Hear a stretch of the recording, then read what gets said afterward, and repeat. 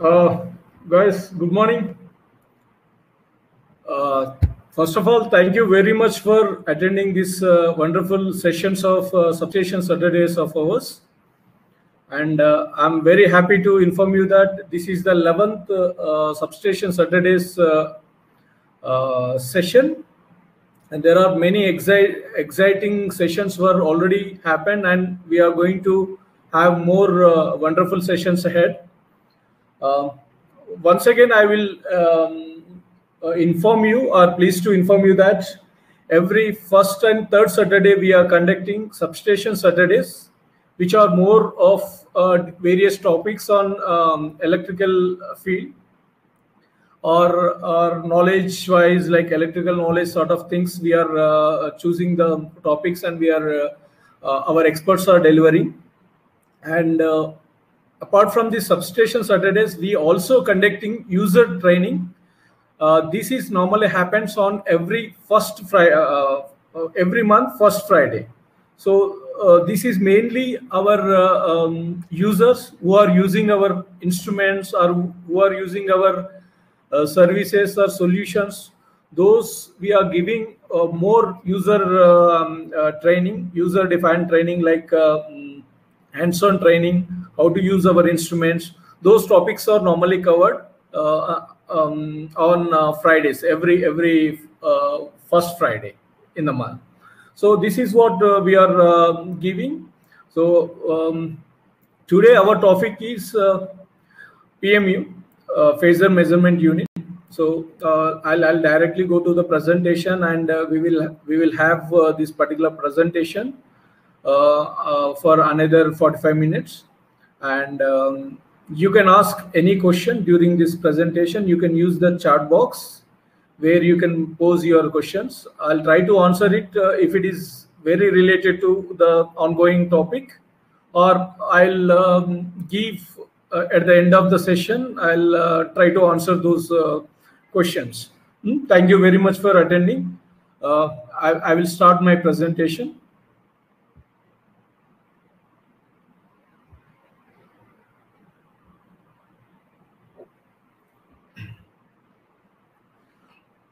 Okay, once again, welcome from Scope.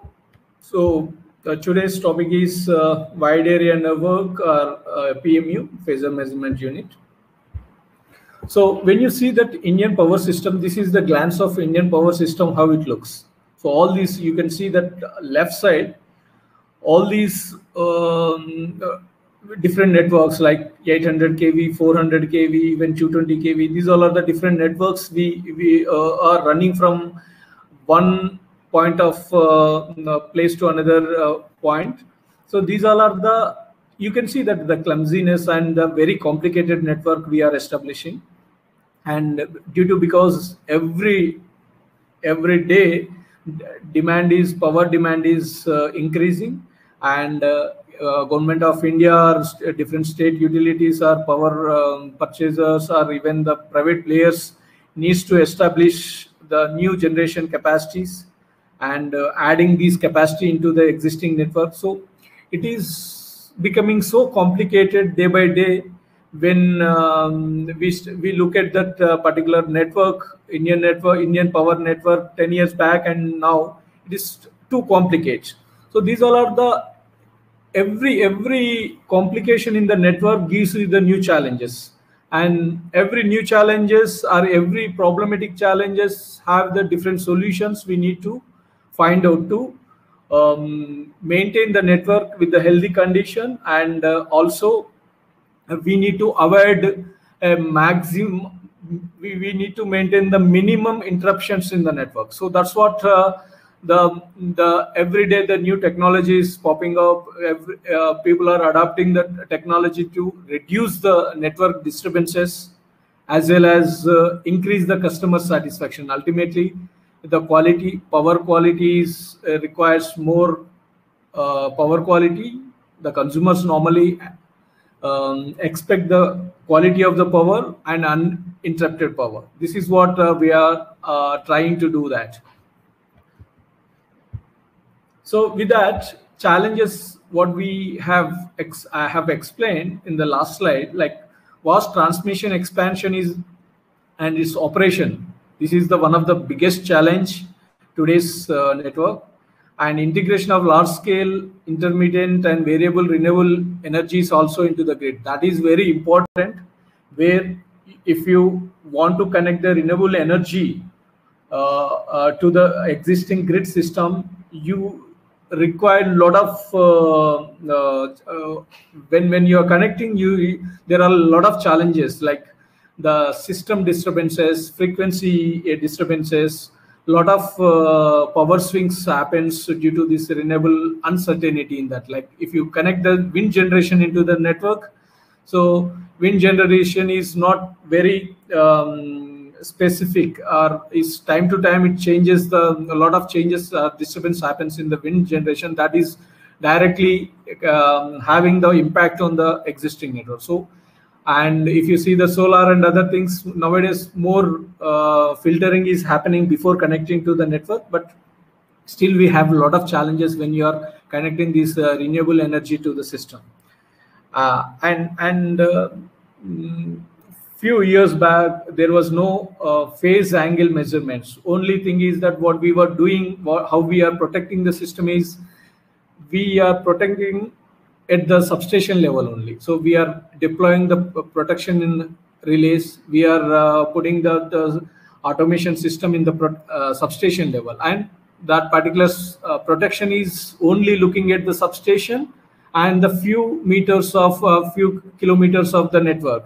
But overall, if you see that overall system, like a bird view of that particular system, and see that the problematic areas is was not available earlier. But after these particular blackouts and other things, people are started thinking of why we require to have that complete network protection. That is very important. Otherwise, what happens in silos, we are doing the protections, and but overallly we are not looking at that network, how the network is behavior, how each substation behaviors, and what is that frequency down at the one area of the substations or one particular area, what is the impact on the other areas. These things were not monitoring earlier. Even after this, our blackout, where Northeast is completely blacked out, and due to that Northeast problem, so entire Indian there is a blackout at the Indian network. So to avoid those in the future, what is we required to do is we have to monitor the complete system, complete network as a whole, not as silos mein hum log nahi karenge. So that is what these WAM systems are, wide area monitoring systems are being thought of, and PowerGrid has taken the initiative to implement it. And from last 5 years, PowerGrid has started implementing or installing PMUs in each and every substations of theirs, and collecting the data and monitoring the complete network as a whole. So that is what this WAMS technologies pop up. And this technology is mainly works on 3 different areas. One is collecting the phasor data from the substation, from the feeders, and another is using the global GPS. They sync the global position GPS time synchronization, and those data will be stored in the PDS, like phasor data concentrated. This is the PDS, where one centralized location where all these data is collecting from the different substations and different areas will be stored for the further analysis. So that's what these 3 major components normally happens in the WAM system. So this is what you can see, that each and every substations or even the feeders having one PMU, and that PMU is connected with the complete network system.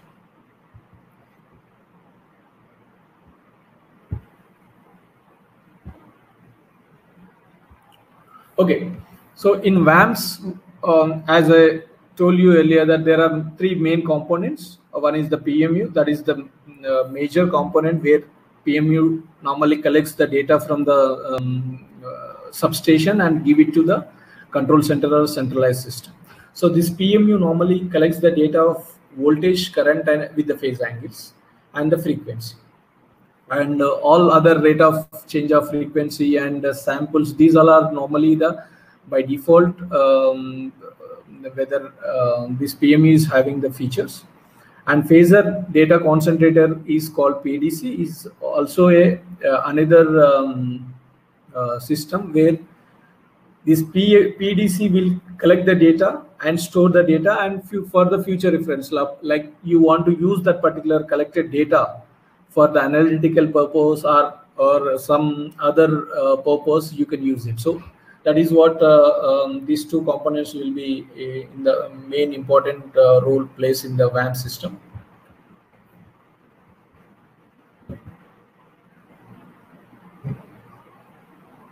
This is the UART DCM, which is being implemented by Power Grid. One of the areas, Western Grid, is implemented this particular system where they collect the data from their substations. PMU is connected to the substations and collecting the data and giving that data to the control center. And in control center, you can see that they use the optical fiber to transmit those data to their control center. And the protocol is being used in this the data concentration, collecting the data and sending the data to the control center is C37.118.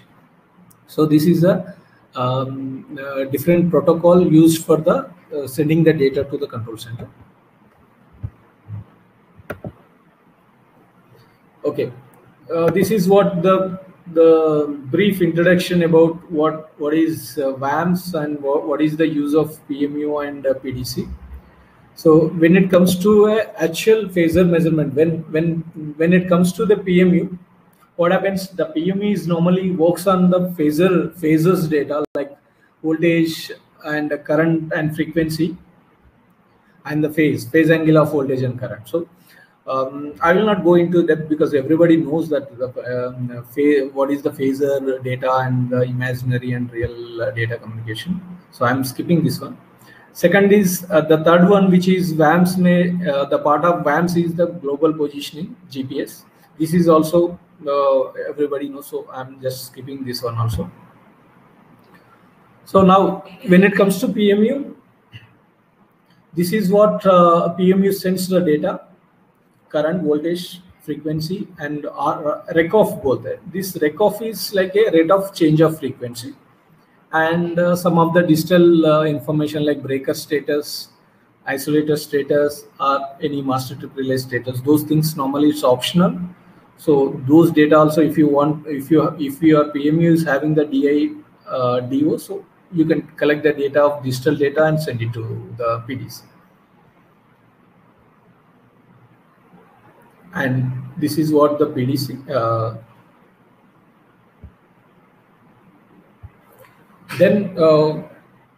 This is the communication protocol where we use in the WAM system, like C37.118 2011 as the first edition, and now we are using the 2014.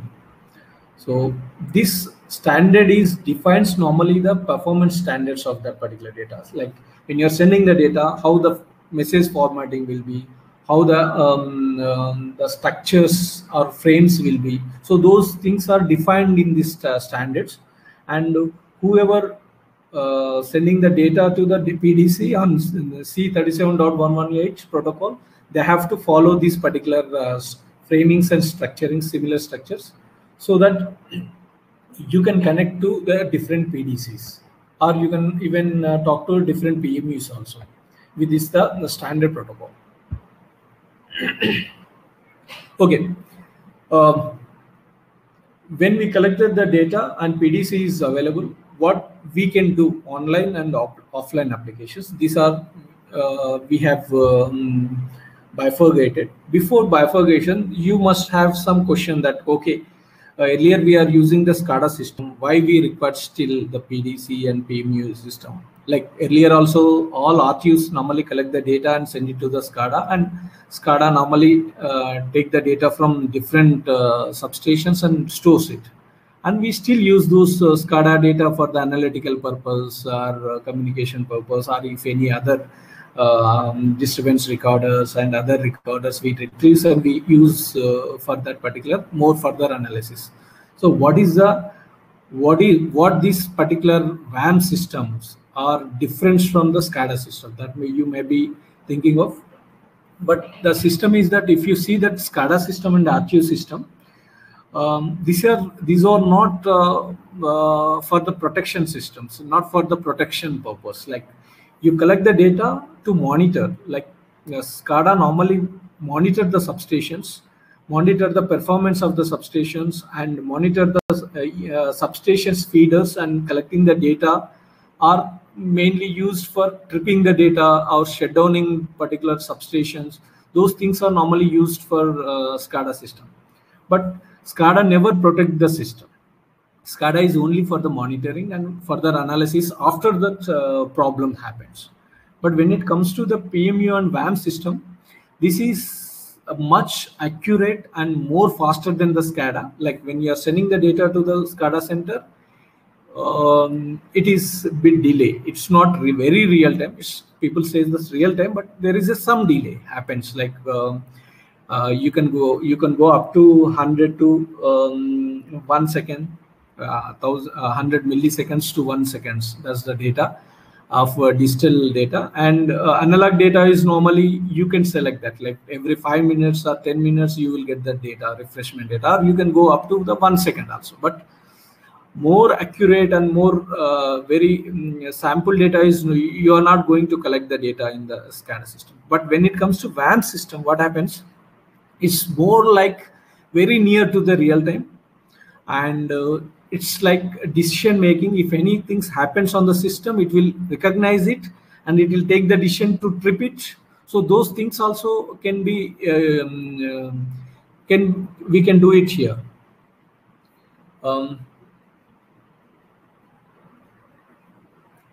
So this is somewhat different for, and the WAM system is mainly used for the protection of the network. Now, when it comes to the offline applications and online applications, what we do it online में real-time monitoring and control we can do with the WAMs. State estimation, this is what, like how much one state or one particular area is power generation, what is the consumption of that power generation on that particular area, and what is the demand, what is the whether the more demand is more or less, or what time it is going to be a more demand. Those things will give the realistic data, so that at least a state or any authority can plan for the purchasing the data, purchasing the power or selling the power. So nowadays government of India is planning for that power trading. So these things normally a WAM system or WAM's data is very helpful for them to take the decision of state estimation when they require the power, when they don't require the power, so that accordingly they can plan the purchasing of the power. So that is also possible. And using the real-time data, operator dispatchers can respond. Like since it is the real-time data, so operator any abnormality on the system or on the network, or any bigger power swings, or any under frequency or over frequency issues on the network, the dispatcher or the operator can visualize that particular swings or disturbance in the system and can take the decision. Okay, that can be a automatic decision. Like WAMs can suggest you that these things need to be disconnected from the system, this needs to be connected to the system, or operator can have that particular data to send it to the higher ups to take the decision. So those things are real timely, you can do that. And visualization and time sensitivity and voltage stabilization monitoring, power system restoration, also you can do it online. These all are the online applications. And IPP and DG applications, generators connection to the power system, and the IPPs also you can use it. You can integrate with the system. These all are the power online application. When it comes to offline applications, using that particular PMU data, we can put that validation of the data, and using that data, you can even put it some analytical things like disturbance, post-disturbance analysis. Like once disturbances happen, you have the disturbances record data. So those using that recorded data, you can analyze further that okay, what is exactly happens and what triggers these disturbances, so that you will have more adaptive in the system, so that you can reduce that future similar problems. Even event analysis or fast analysis also you can do it, and typically not time sensitive, those things also you can analysis and do it. So these all are the offline data you can play with, because since it is a evaluating technology, most of the people, what happens in the WAM systems, even PowerGrid has implemented, PowerGrid is started using the data now with the applications, with the creating the dashboards or real-time dashboards, real-time system usage. Those things are started using it now. But earlier, what happened? They used to collect the data and dump it in their servers. And not only PowerGrid, everywhere in the world, everybody is using the data, because system is very new. They're only collecting the data, but they don't understand what to do with that data. But now, gradually, we are started using the data for the further analysis and further dashboard appearance and other areas. So there are a lot of research also going on the PMU data and PMU systems. So maybe next in future we can 100% utilize those data to prevent the future concurrent problems in the system. This is what the normally PMU applications, what exactly you require for the PMU. Like for analysis purpose, you require the good data collection, interconnection, like communication should be more important here, because the data accuracy, the data we are expecting, the fast transmission from one place to other place. I think the old communication modes of PLCC or the other mode of GPRS, those things may not be useful. So in this case, you must require that optical fiber communication. So most of the cases, OPGW is using for the communication purpose.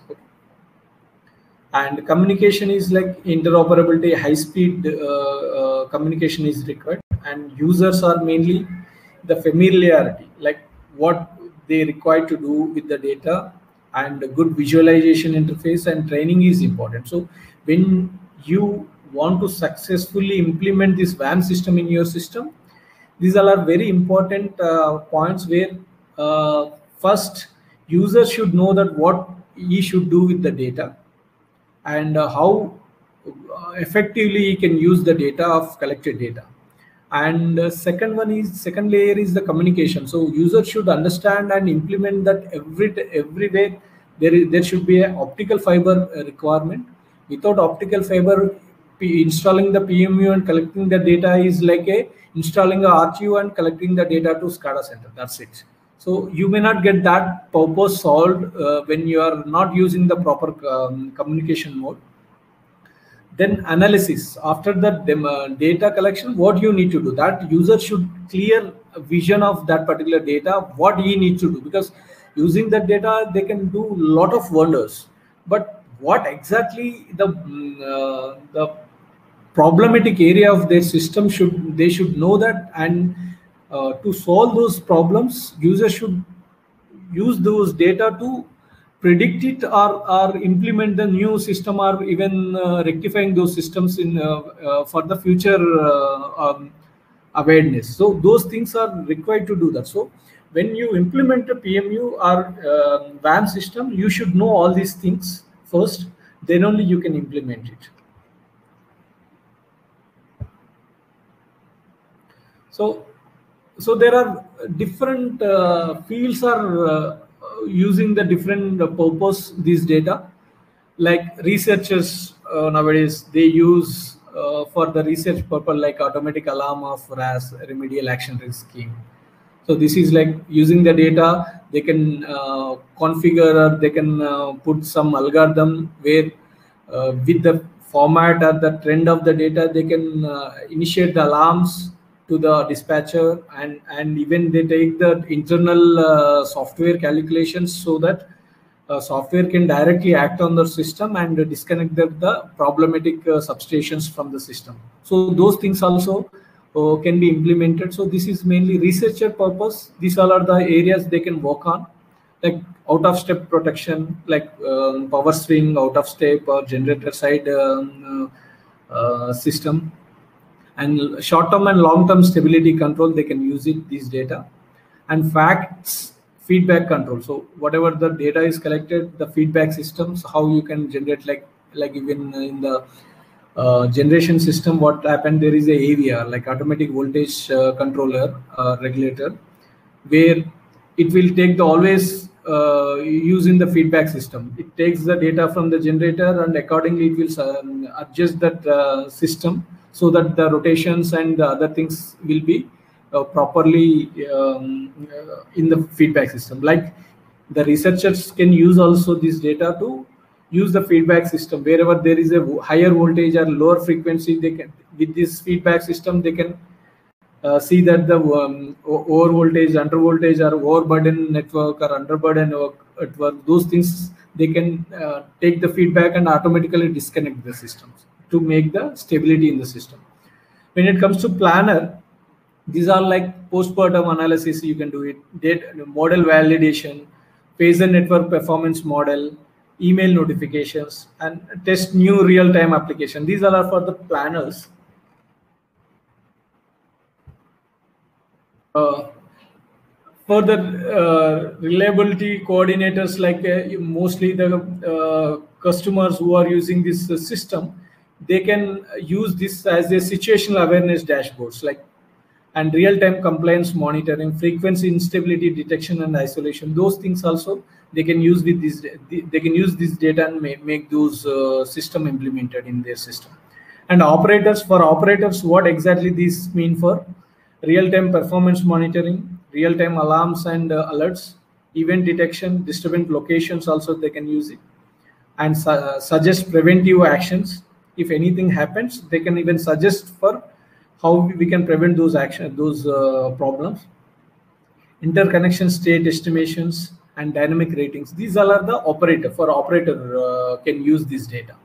So this particular data is used for different purpose. Different people use the different purposes, because see, when we are selling our PMUs to different institutes, different institutes have the different purpose. So they purchase PMU from us for the research purpose, and they use these particular PMU data for the future enhancement in the system or application development in the system. So researchers can use that particular data. Even the users or real users can use this data for their real-time problems and real-time applications.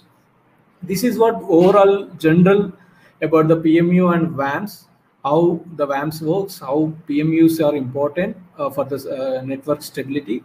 And third one is what we are going to do with this huge data. That also we understand for the different purposes. Now, when it comes to a PMU, we have PMU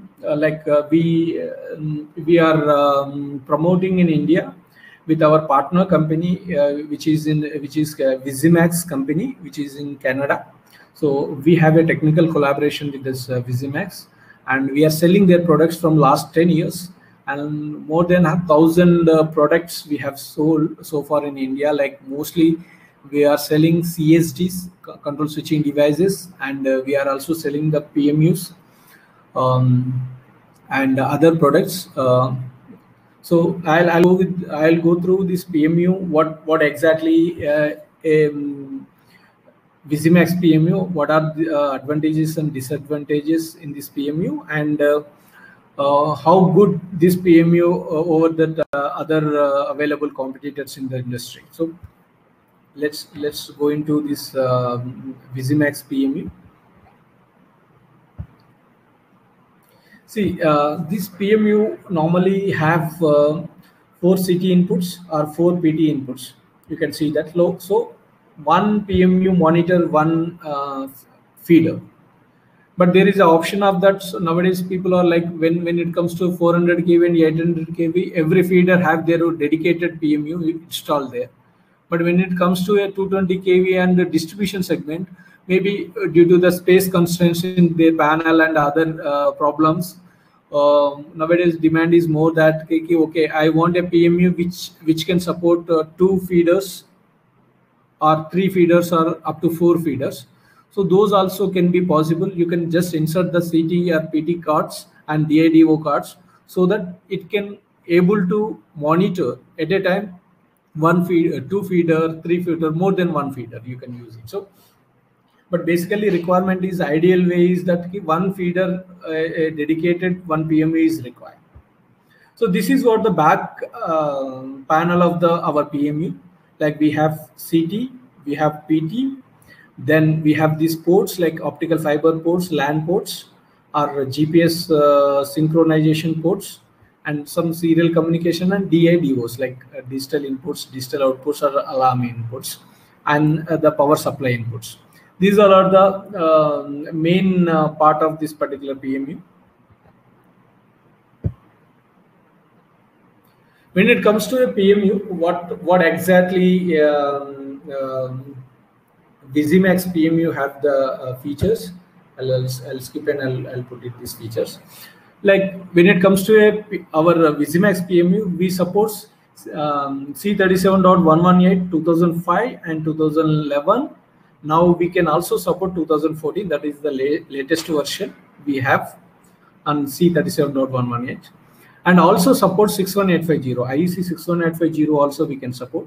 Even there is an optional of, it can also support 101, 104, where it can take the data from the RTU and send it to the on C37.118. So these are also can be used. And also we support both M class and P class measurement accuracy. Like M class means metering class and protection class CTs. So this PMU can connect with the metering class as well as the protection class as per the IEEE norms. Power supply 48 to 220 volts DC. So this is a variable, or you can choose optional also. This we have already explained. We have 4 CT inputs with the 20 bits accuracy, and 4 PT is 16-bit accuracy. Sampling speed is 19,200 per second. This is the highest in this particular segment. And one more advantage where we have that very good advantage over all the competitors in this particular PMU segment is we can support 1 to 240 messages per second, like 240 frames per second we can support. Like most of the cases when you see that other PMUs normally supports up to 60 per second, 60 frames per second. But that is what different industry have different problematic areas or different way of views. Like some people say that 60 frames per second is enough for me. Like with considering these particular situation at this present time, you can still use the 60 seconds per 60 frames per second is okay, because a lot of data is coming and people are complaining that so much of data we are collecting from PMU and we don't have even storage. Should we storage for this collecting the data and storing it? So we can, that is enough for us. 60 frames per second is more than enough for our purpose. But what happens? Every day the complications and network issues are growing, and in future maybe another 2-3 years, what happens, you may require to go for the 120 frames per second. So what happens, you have to completely change all these PMUs and purchase them, which is supporting the 120 frames per second. And in coming days, what happens if they require 240 frames per second, then you have to again further change it. So our PMU normally supports from 1 to 240 frames per second. So today you may set for the 60 frames per second, but tomorrow, if things are more advanced, then you may change those frequency of the framing to 120 or 240. You don't require to change that particular PMU. So you can still use the same PMU with changing the frames per second from 60 to 240. That is what the disadvantage of others, and we have the advantage in this particular area. This is the biggest advantage we have. And time synchronization is also PTP. We have PTP, PPS, and NTP. Over the GPS, or we have the internal GPS clock also. Like you can connect the external GPS clock to sync PMU, our PMU, or you use only antenna. Our internal clock is already available. They can automatically take that GPS pulses and automatically sync, and even generate that GPS clock output to the other, so that using that particular PMU clock output, you can even sync other instruments also. So that is also advantage. We have the web-based configuration and viewer. Like you don't require to carry the software and other things. You can just connect with the PMU, and with the HTTP and address, you can directly open the configurator and you can configure the PMU. So there is no hassle of installing the software, connecting the software, loading the software. Those things are not there in this one. And high accuracy and internal stable internal clock. When it comes to performance wise, like we have the lowest latency over others, and high immunity to interface even the P class. Like when you know that, you might be knowing that the P class and M class, metering class and protection class. Some people normally, there is some debate is going on, like PMU kisko connect kare, like whether we require to connect with the metering core or protection core. So there are these 2011 or 2005 IEEE C37.118 is defined that if a customer wants the performance, then they can connect the P class. If the customer requires the accuracy of the sample value or metering value, then they can always go for the M class, metering class, because metering class is more accuracy. The CT values are more accuracy. When it comes to the protection class, these are the more stable. Like when it comes to the dynamic changes in the current, so you have a very good visualization in the P class. Even M class, what happens? It goes to up to one point and then it saturates. So dynamically, it won't. That is not very good for the M class. So that is the user choice when he wants the performance or he wants that accuracy of the sample value. So they can choose it. But we support both. You can connect the P class or M class, and we give the lowest latency of these two classes. So when it comes to the amplitude modulations, you can see that 9.2 hertz in M class. So RECOF is very negligible. When you select this particular 9.2 hertz in M class, when you connect M class and 9.2 hertz AM response, so your rate of change of frequency is very negligible in this condition. When it comes to 9.6 hertz in P class, very limited RECOF is there, but it is very limited. At very lowest rate of change of frequency is there. When it comes to P class, also similar.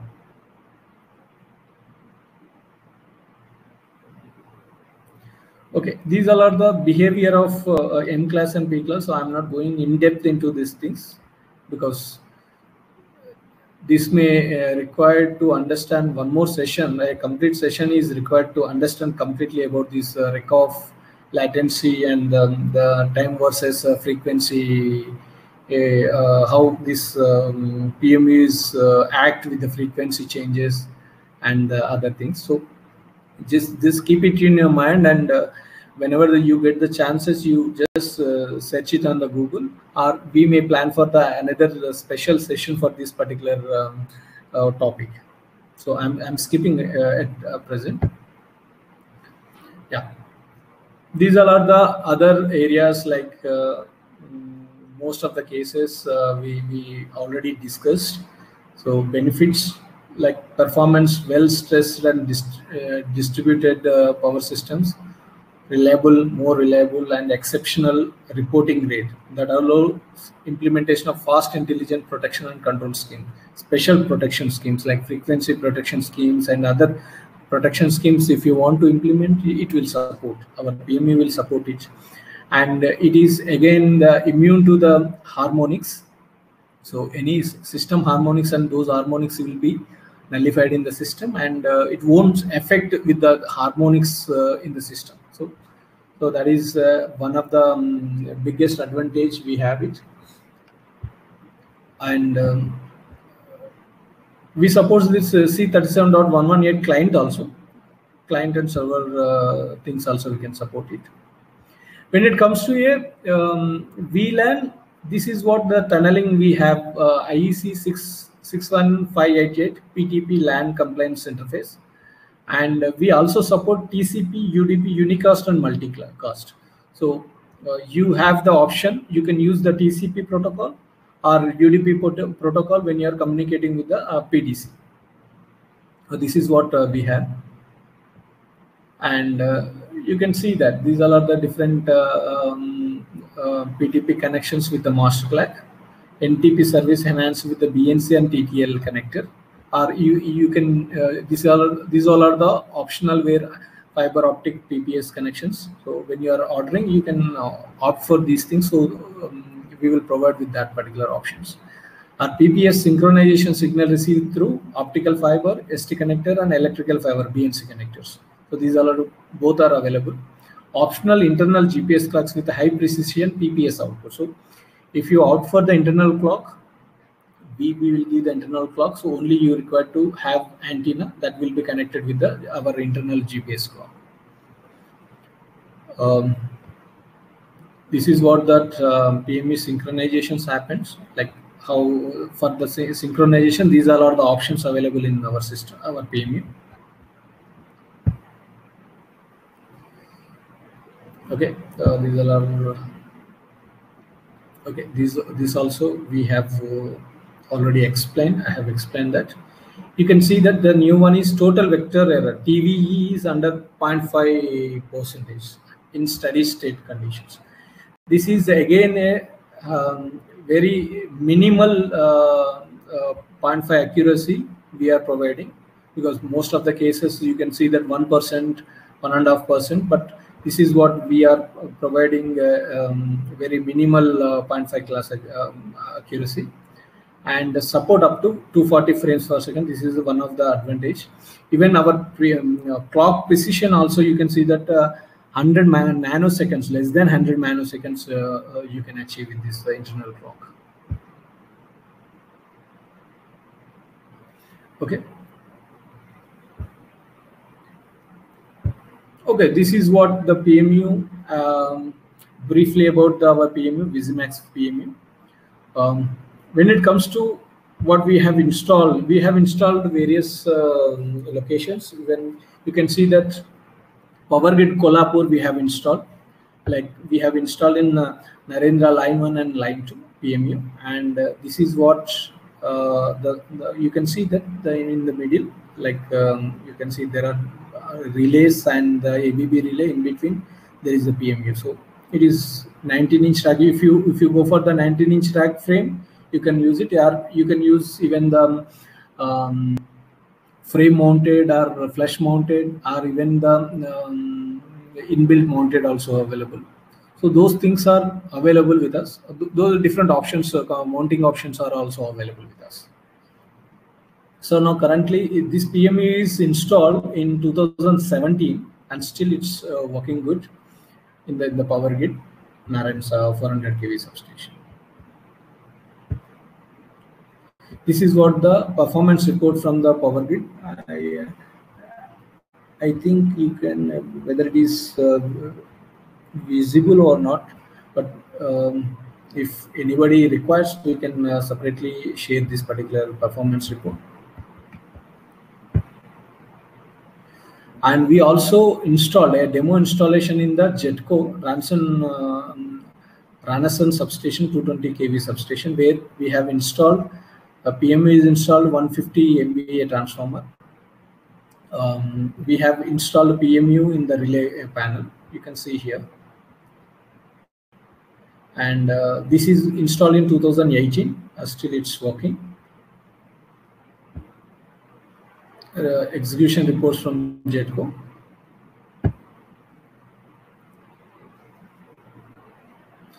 So this is mainly the use for the industry or substations where you want to collect the data, real-time data, and send it to them. But we also have the another product is called RTS product, PMU RTS product. This is mainly for the research purpose. Like the PMU normally takes the inputs, CTPT inputs. When it comes to industry or industry purpose, it is a 1 ampere and 110 volts. But when it comes to research and laboratory purpose, you may not have those sources. So what we need to do, we have to either use those things, those power sources, or you can just have some simulation purpose voltages and currents like 20 milliamps and 10 volts or 40 volts. Those things, very minimal voltage and current is required to generate and send it to the RTU, the PMU. So we have this particular product where you can even use for the laboratory and educational purposes. See here, the feedback is that we have sold so many RTS, these models, to IITs, IIT Delhi using, IIT AMU is using, there are Bombay universities using, VTS is using. So more than 10 products, 10 RTS, PMU RTS models we have sold to various institutes and various laboratories for their research purpose. So this is what they are using. Like they are using one simulator called Opal RT simulator, where it will generate the milliamperes and volts generation, CT voltage and PT voltage in the very minimal, like voltage is in 10 volts and current is 20 milliamps. That will be injected to the PMU, and PMU will take as a CTPT input and generate and give it that C37.118 data back to this Opal RT.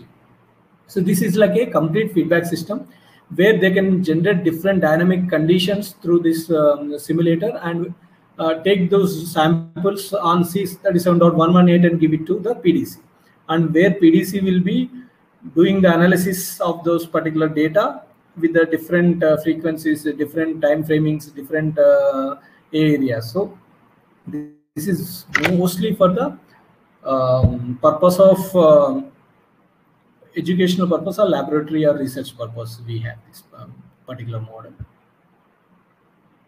So this is the application where you require the PMU RTS, like real-time monitoring. So this is what the specifications, like 24 volt DC, and AC input is up to current input, sorry, so 20 milliamps, and voltage is 10 volts, and there are 10 digital inputs and 6 digital outputs also there, and another 4 electromechanical relay outputs also available. These are the 6 I current outputs are electronic outputs. These are the electromechanical relay outputs. This is what about the RTS model of PMU. So that's all today's session. If you have any questions, you can just ask me or type in this chat box so that I'll try to answer it. And we also plan for the another session, have more deep into the subject, where we will be having all the frames and C37.118 protocol, in-depth knowledge of this thing. So this is general idea about the PMU. Once you understand, once you attend this particular presentation, you will at least have the basic idea of what is VANS, what is PMU, what are the different protocol is used for and communication modes, and what we need to do with this PMU data, and some of the like Visimax product. You can also understand what Visimax having the advantages over the other products.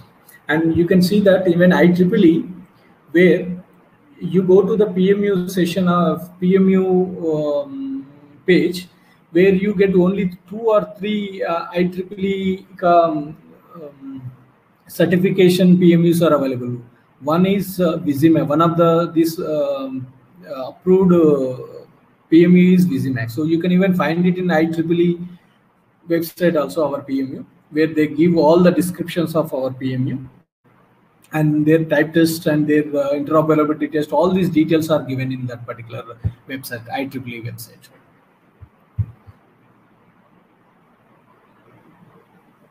Okay.